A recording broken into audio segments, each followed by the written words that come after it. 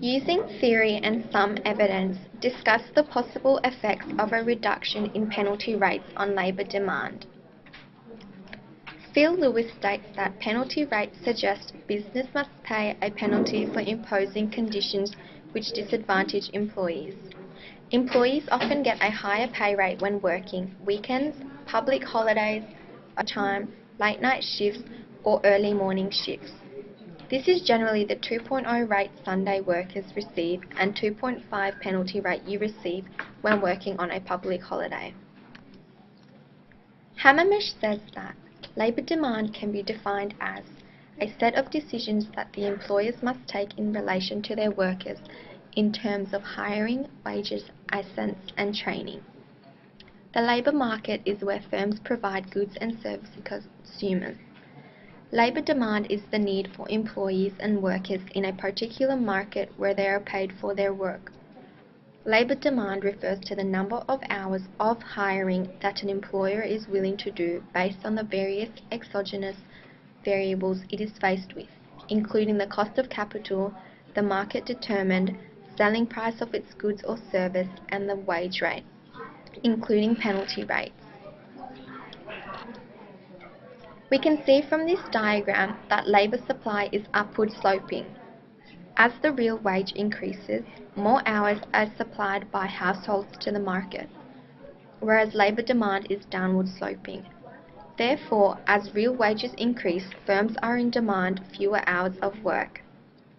The market equilibrium is where real wage and the quantity of hours, such as the quantity demanded, equals the quantity supplied. When the price of labour at W2 penalty rate is lower than W1 penalty rate, we can see an increase in demand for labour from L1 to L2 as the price for labour has decreased. This deduction in penalty rates will encourage employers to hire more employees and have more staff working, as the marginal value will be the same as it was to have one. The labour demand curve of a firm is shifted by changes in productivity.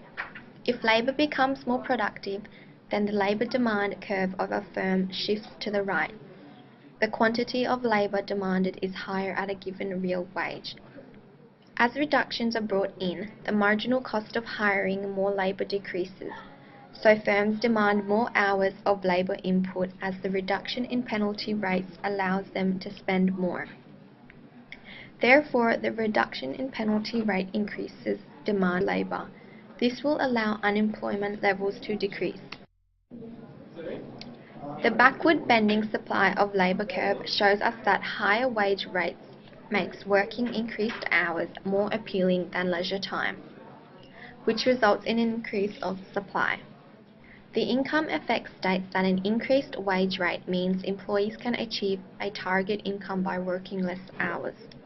Reduction in penalty rates deprive those on welfare like students and single parents who need a higher rate to pay from these shifts. Therefore, because it is easier to get enough money, they work less hours per day. But reducing these penalty rates will place these individuals in difficult economic positions, whereas when your wage is low, the substitution effect dominates. As wages increase, the income effect starts to dominate.